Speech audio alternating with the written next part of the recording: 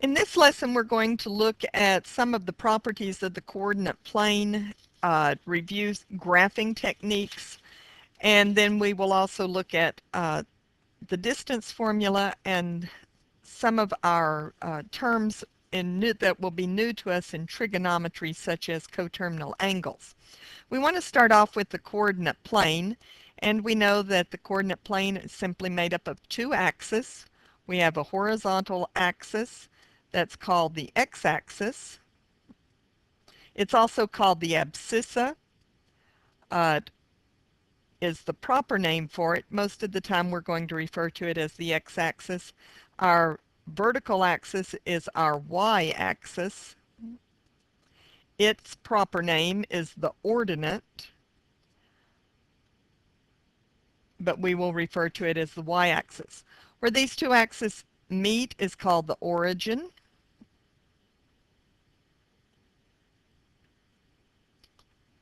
And this plane divides these axes divide our plane into what we call four quadrants. We have the first quadrant. We have the second quadrant. They go counterclockwise. We have our third quadrant. And we have our fourth quadrant. And we usually label them with Roman numerals. On these axis, then we can locate points, and our points are going to be represented by what we call ordered pairs. We'll have our x and then our y in our ordered pair. For every ordered pair, there's only one location. For every location, there's only one ordered pair. So let's look a little bit at graphing some of our ordered pairs. And so we have our axis here.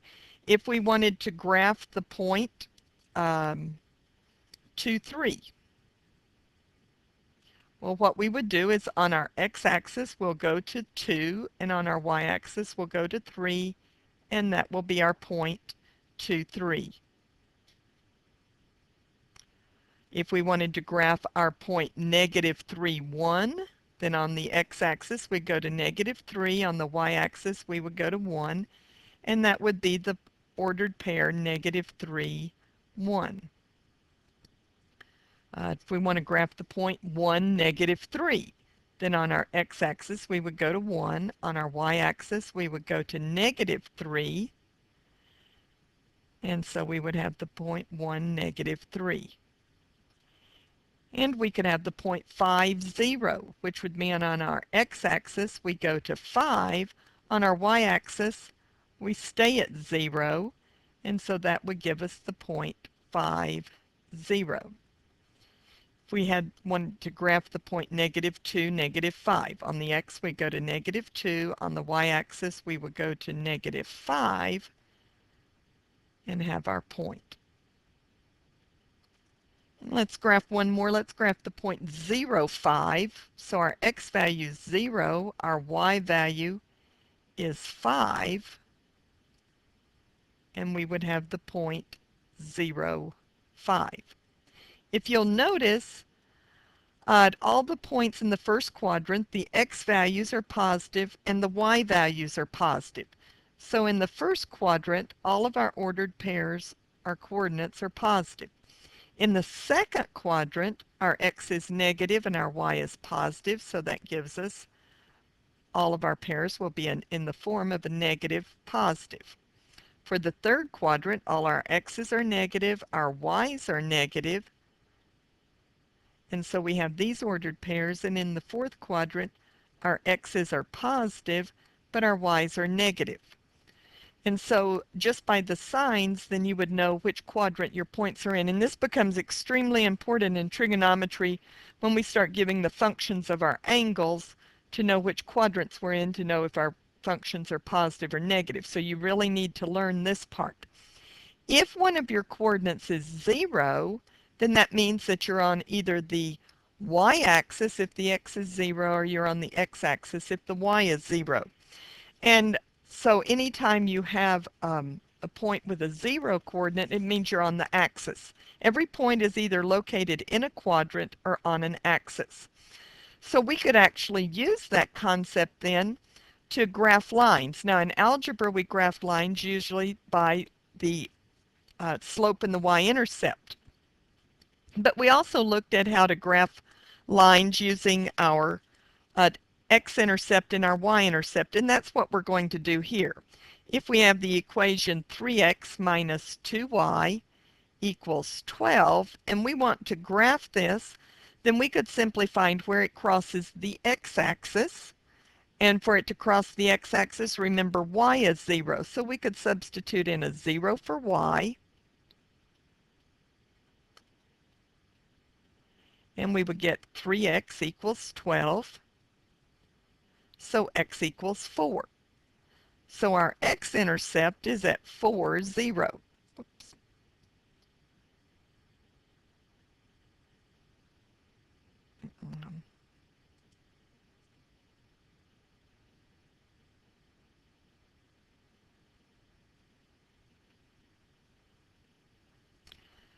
Then to find our y-intercept, that means we're on the y-axis, so that means x is 0. So we would take our equation and we would substitute in 0 for x.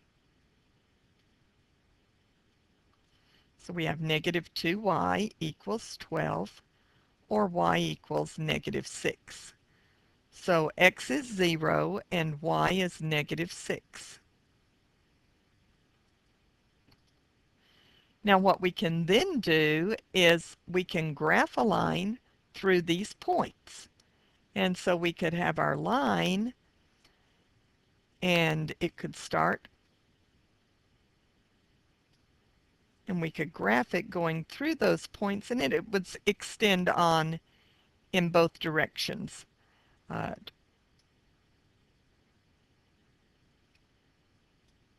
we have the graph of our line. And so that's a very easy way to graph a line, is by finding the x-intercept and the y-intercept. And you do that by substituting in 0 for x and 0 for y. Now we also need to be able to graph our parabolas. Again, this is something that you did back in Algebra 2, and you did it in college algebra. And we graphed them by several ways. We graphed them by finding the slope and the vertex and the axis of symmetry, and we found them by also by transformation. And so what we do to graph a parabola is we want our equation in the form of y equals a times x minus h squared plus k. And we're going to just look at graphing in this form, not in the standard form. Now, if you remember, when it's in this form, our axis of symmetry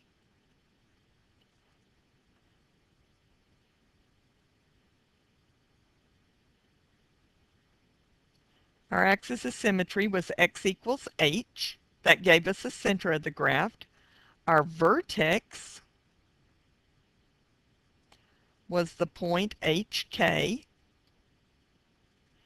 And if a is positive, we open up. If a is negative, we open down. And so just by looking at our equation, we have a lot of information. And what a is, it gives us a way of either stretching or shrinking. If you remember the way it worked, if a was greater than 1, so as a got bigger, our graph got narrower. We called that a stretching. If a was between 0 and 1,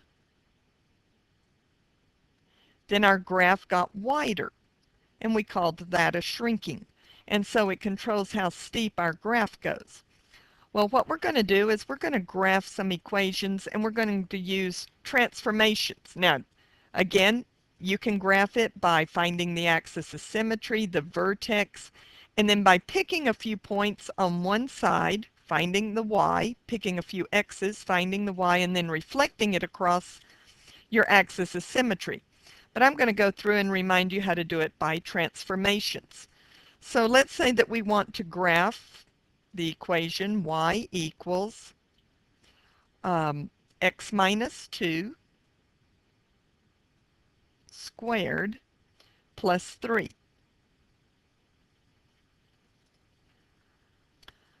Okay, what we want to do first of all is graph our parent function. So if you remember, we had specific points for our parabola for our parent function. We knew that we had the point 0, 0, and the parent function, if you remember, was y equals x squared. So if you have trouble remembering those points, then you just go back and plug it in. So 0 squared is 0. If x is 1, y was 1. If x was 2, y was 4. If x was negative 1, y was 1. And if x is negative 2, well, negative 2 squared is 4. And so those are always the points for your parent functions. Now, what this tells us to do is remember with the x's, with what was in the parentheses, that happens to the x, and you undo it. You think of solving it. To get this back to x, you would add 2. So that means we're going to move all of our x values 2 units to the right. Now, outside the parentheses happens to the y, and you do whatever it says. And it says plus 3, so that means all of our y values are going to go up 3 units. So what we're going to do is we're going to take our points, and we're going to do these transformations. From this point, we're going to move it 2 units to the right, and then up 3. We'll take this point, we'll move it 2 units to the right and up 3. We'll move it 2 units to the right and up 3. We'll move it 2 units to the right and up 3, and then move this point 2 units to the right and up 3. And that gives us then our points for our parabola. Now this one, it stayed the same shape because there wasn't a number out here that caused it to stretch or shrink. So let's do one, and let's have a stretching or a shrinking. And so let's graph y equals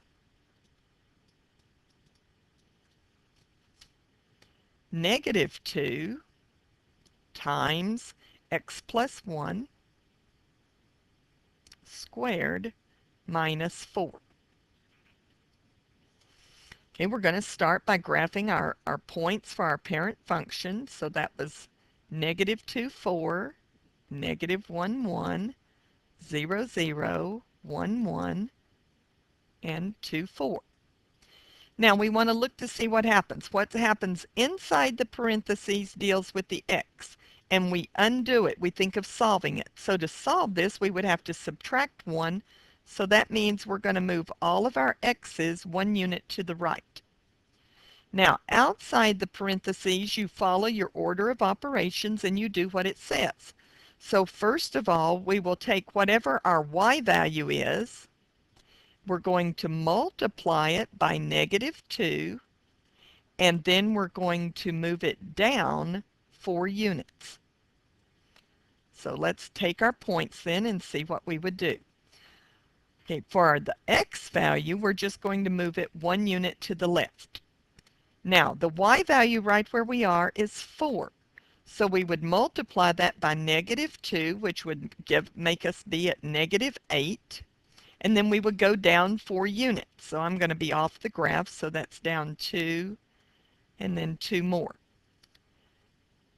And so that would be where my new point would be located. If we go to this one, we're going to move the x value 1 unit to the left. Okay, my y value here is 1. And so I'll multiply that by negative 2, which would put me then at negative 2, and then go down 4 units. 1, 2, 4.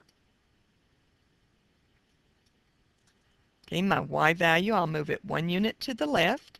My x, I'll move 1 unit to the left. My y value is 0 times negative 2 is still 0, and then we would go down 4 units. 1 unit to the left, my y value is 1 times negative 2 is negative 2, and then down 4 units. 1 unit to the left, my y value is 4, times negative 2 would be negative 8, and then down 4 units. Then I would draw my parabola.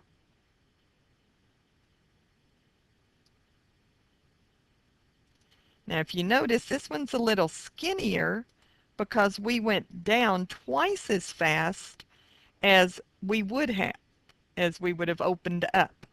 And because my a was negative, it means it was reflected across the x-axis. And so we can go through and we can do some graphing. Now, if we went back, some of the ways that we will use our parabolas is we can use it to solve some of our problems as we go through. So let's look at a problem. Okay, here we have a statement where it says that an arrow is fired into the air and reaches a height of 30 feet. It lands 80 feet from where it was fired. Write an equation for the path of the arrow. So basically what we have happening is we've got an arrow, it was fired, and the shape of its path is a parabola, and it reached a height of 30 feet, and it landed 80 feet away from where it was fired. So if we put that on a coordinate plane, made the point where it was fired our origin, 0, 0, then we could get some coordinates. We would know this coordinate would be 0, 0, and we know that it landed 80 feet, so this point would be 80, 0, because at that point it would be on the ground. Now, we also know that it is symmetrical as it fires. It takes the same amount of time to go up as it does to come down. So it got a height of 30 feet, so at 40, which would be halfway there, then we would have the coordinate 40, 30. And that would be the coordinates for our vertex as we went up. And so we could start with our equation that y equaled, okay, we don't know what a is, so it equals a times x minus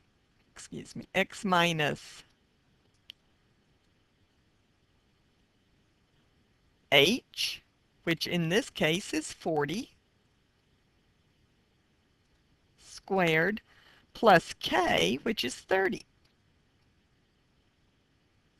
Now we've got a good bit of information, but we need to figure out what a is. So to figure out what a is, we need a point. We need an x and a y. Well, we've got one. We know when x is 80, y is 0. So we could substitute that in. So 0 is equal to a times 80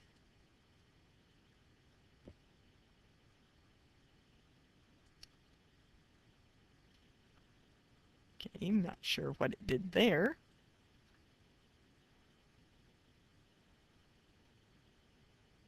Okay. Sorry. Y is equal to a times 80 minus 40 squared plus 30. So we have 0 is equal to, okay, a times 40 squared plus 30. So that gives us 0 is equal to 1,600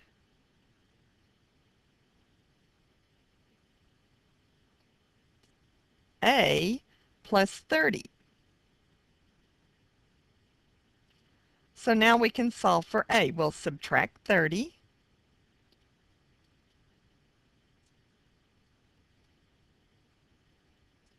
Divide by 1,600.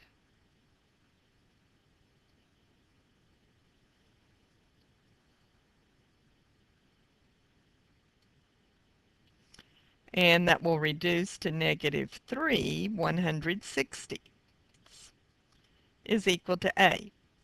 So now we can go through and write our equation.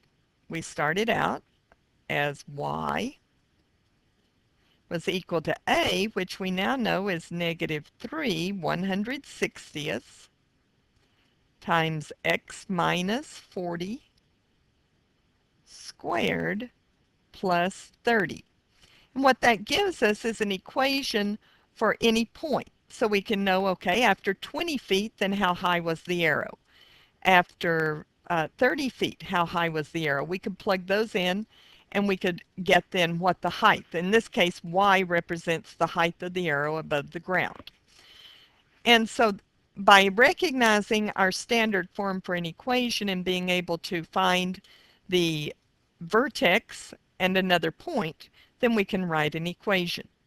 Now, there's some things that we may want to do with our calculator just again to emphasize what parts of uh, the equation does. So if we went and we looked at using the calculator, and let's just graph a few things. If we take our calculator here and we put in an equation, and let's start with just the basic equation. Let's see what the a does, because we talked about looking at that.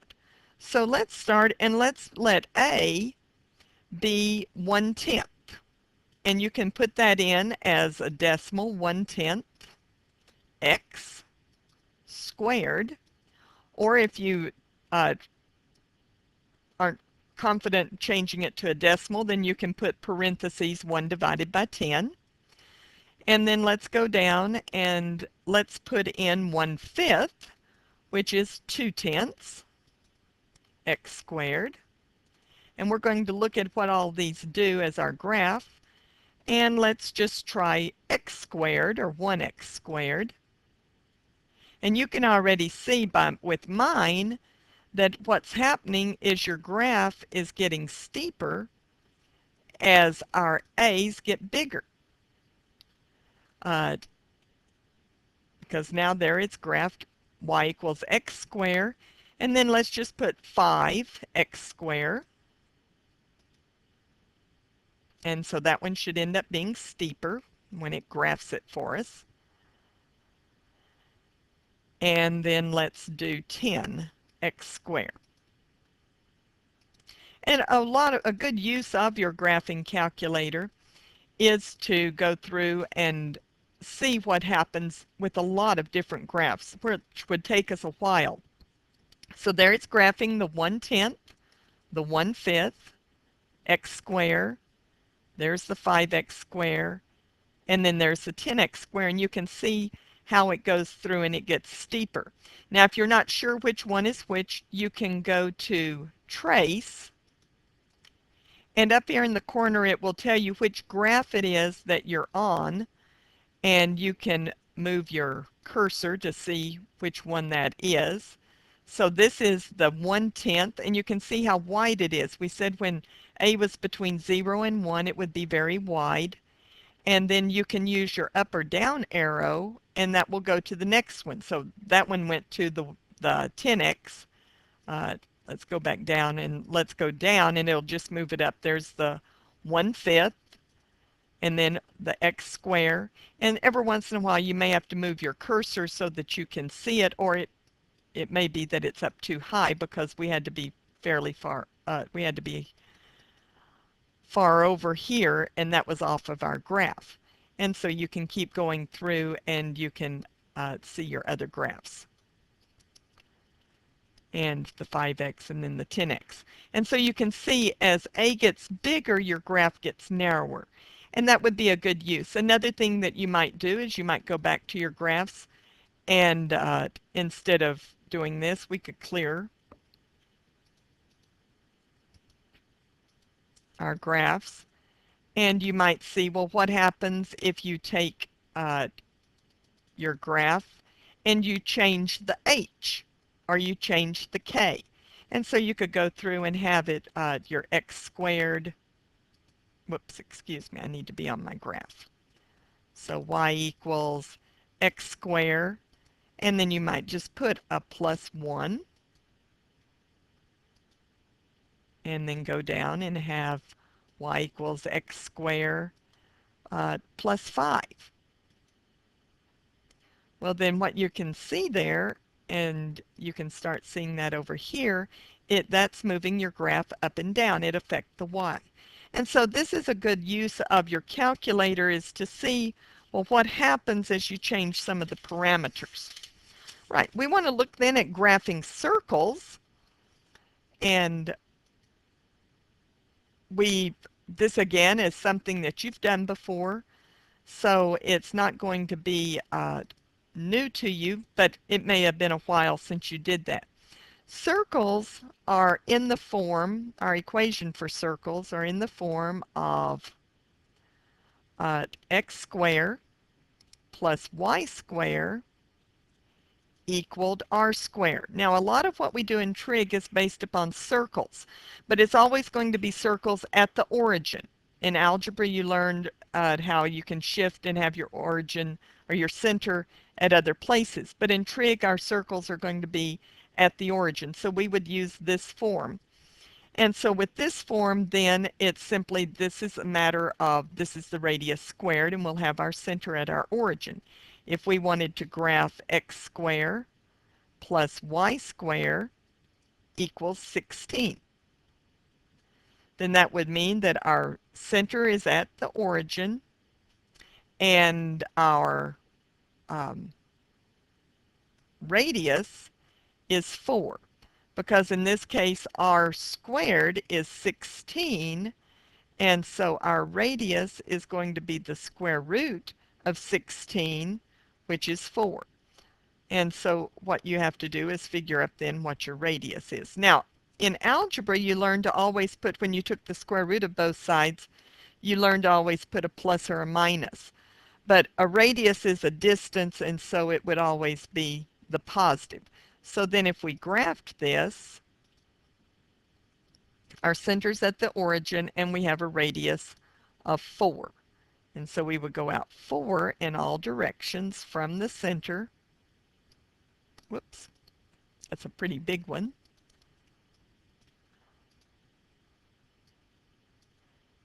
And we would go 4, and then we would draw our circle, which yours is probably going to be a little bit better. My tools are very difficult to draw with, and so it's not always easy to get it to go exactly where I want to. But we would have our circle.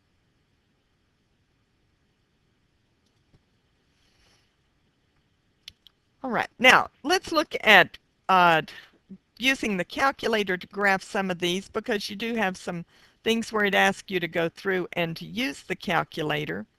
And so let's go back and look at our calculator here and see how we would go about graphing a circle. And your calculator at this point is only going to graph functions. At this, we're in the function mode, and so it's only going to graph a function. So that means that we need to do a little bit with our equation before we can graph it. So let's look at our equation again, and we're going to graph a different one. We're going to graph where r is 1, and this is called our unit circle, which we will use quite a bit. So what we have to do is solve this for y. And to put it in the graphing calculator, you do have to solve it for y. So we would subtract x squared,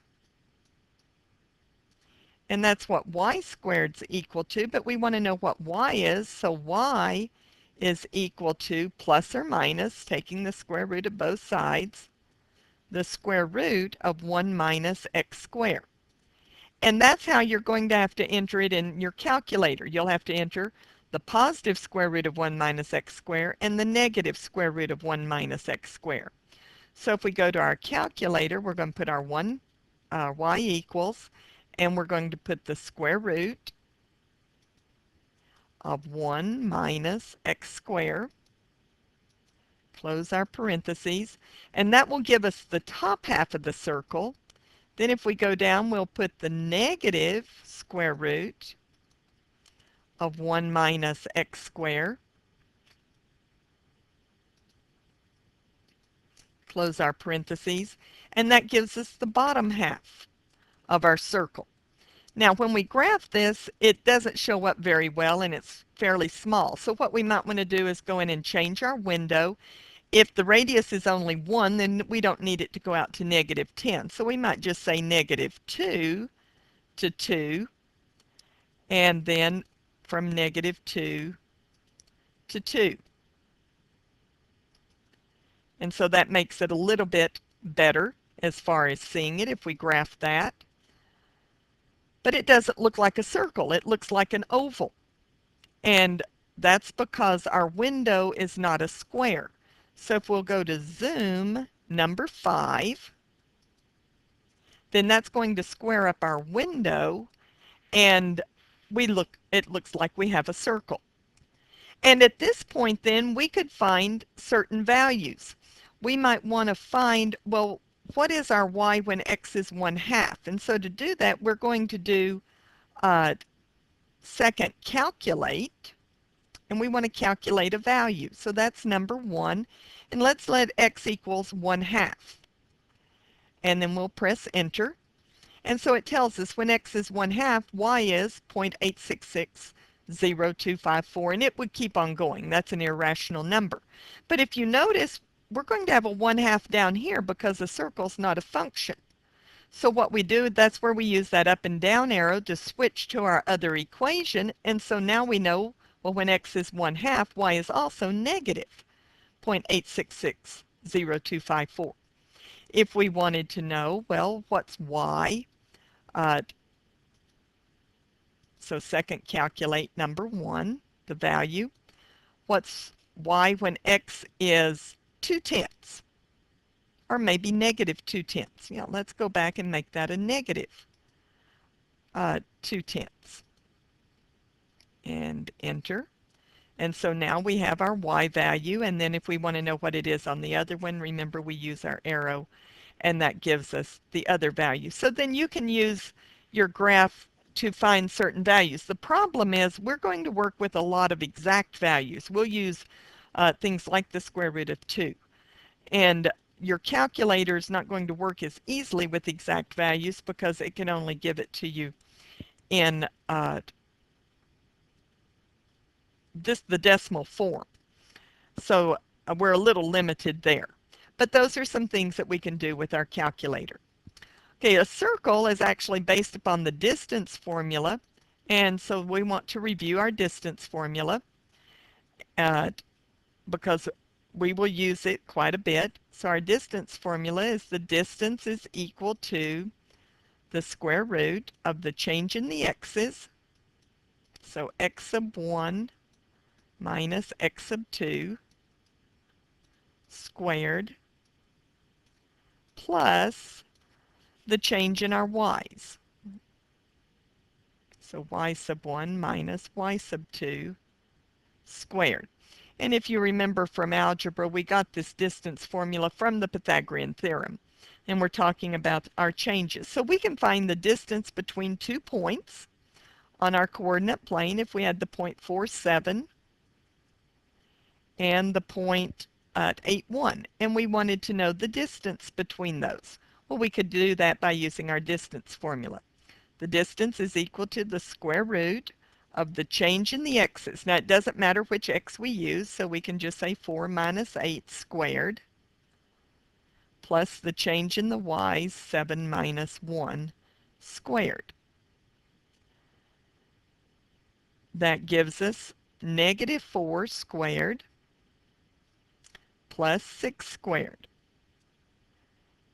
Now, a lot of these will be easy enough for you to do in your head. If you do decide to use your calculator here, since this is a negative number, you will have to put it in parentheses. If you don't put it in parentheses and just put in your calculator -4 squared, you will not get the correct answer.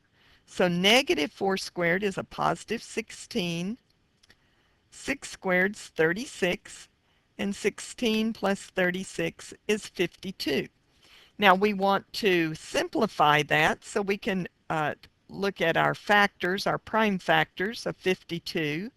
Dividing it by 2, we get 26, which divided by 2 is 13. So right here we have a factor that repeats twice. And so this is going to be 2 square roots of 13, just simplifying your radical. If you need an approximation for that, uh, because you're going to actually measure it, then you can go to your calculator and you could put in uh, the square root of 52. You don't even have to have it simplified on your calculator. So the square root of 52, and that would be approximately 7.21, and you would decide how many decimal places, or your problem will tell you how many decimal places then that you need to carry that out. To show that we've rounded off, what we do is we put kind of wavy equal sign to say that it was approximated, and that was 7.2. And that would then be whatever units you were using, feet, inches, your unit of measure.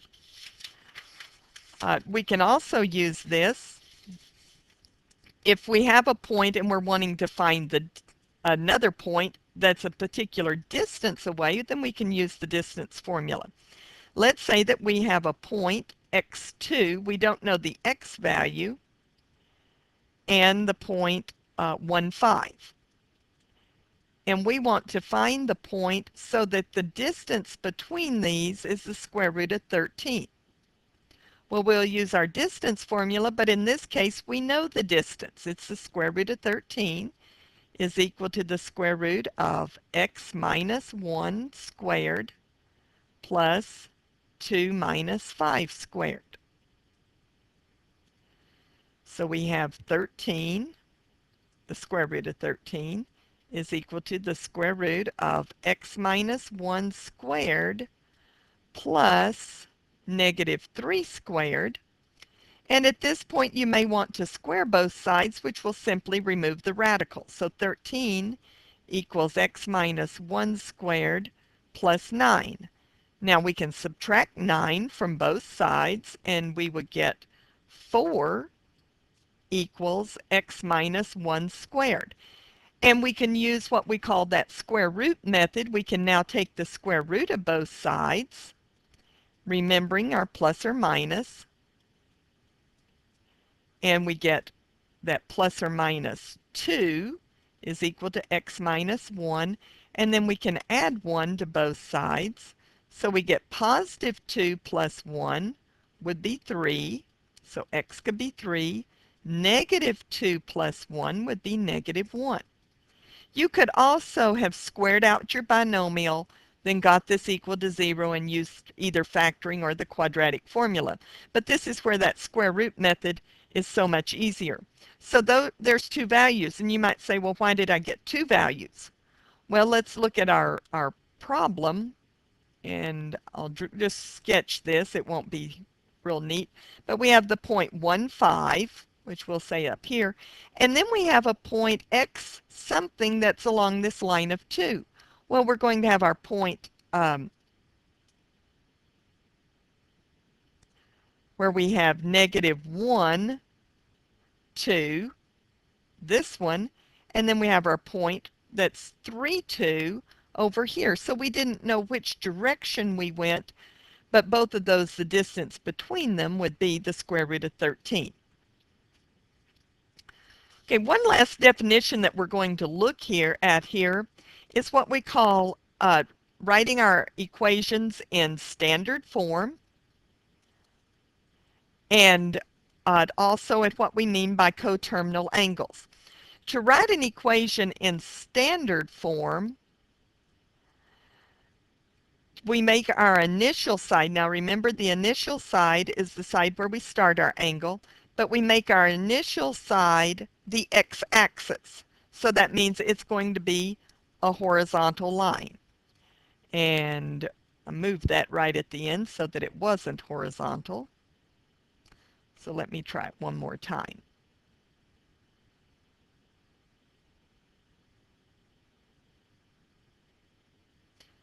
So that's going to be our initial side, and then we will rotate for our angle. So let's say that we've rotated up here, and let's make this angle, I've tried to make it about a 45-degree angle. So we would show our direction of rotation.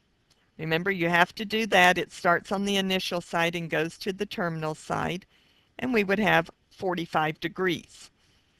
And so we do that, and it's understood then that this is on the coordinate plane, and the vertex is at the origin. And your x-axis then is your initial side, and that's called standard position. So we can have these. Now, if let's just say that we do have a 45-degree angle and we want to find some points on this line. Well, we can do that because on a 45, if this is a 45-degree angle, then remember our points are our xy's. So if we drop down our perpendicular so that we have this triangle, if this angle is 45, and it didn't get exactly 45, so it's not looking this, but remember then our two legs are the same length. So if we wanted to know, let's say that this x was 1, that means the length here is 1, so it also means that the y value is 1. So we could have the point 1, 1. If our x length were 2, then it means that our y value is also 2. If our x value is 10, then it means our y value is also 10. So we could find points, any point that would be on the line on our terminal side. If we wanted to take an angle, and I'll just try to sketch this, and let's say that we made it a 30-degree angle, which kind of looks more like what I drew the first time. So we have 30 degrees, and we want to find points on the terminal side. Well, if we drop down our perpendicular, then this is going to be at that point. Well, remember, on a 30 degree, the side opposite the 30 degree we called x, our hypotenuse we called 2x, and our this we called x the square root of 3. Well, we always used an x there, but in actuality, this distance that we called x is our y distance. That tells us, that corresponds to what our y value is.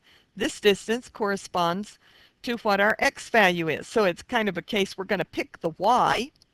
So if we picked our y to be 1, then our x value is going to be 1 square root of 3. So we would have those coordinates. If we picked our y value to be 2, then our x value is going to be 2 square roots of 3, and that would be our coordinates. If we picked our y value to be 5, then our x value is going to be 5 square roots of 3, and we could get a coordinate or points on our terminal side. Now, once we can draw our angles in standard position, then we have what we call coterminal angles. And so we're going to give the definition of a coterminal angle.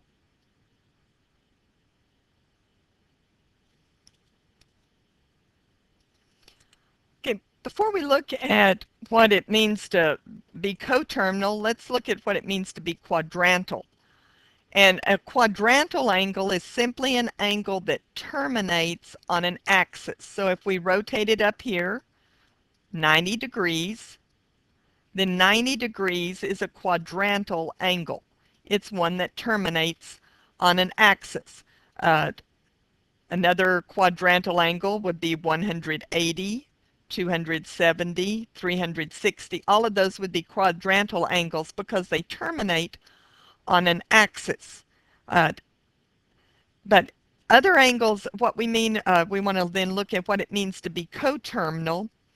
And coterminal angles are two angles, or it can be more than two, but two angles that share the same initial side and the same terminal side are called coterminal. Now, you can find coterminal angles by adding or subtracting 360 degrees. So if we started out with an angle of 30 degrees,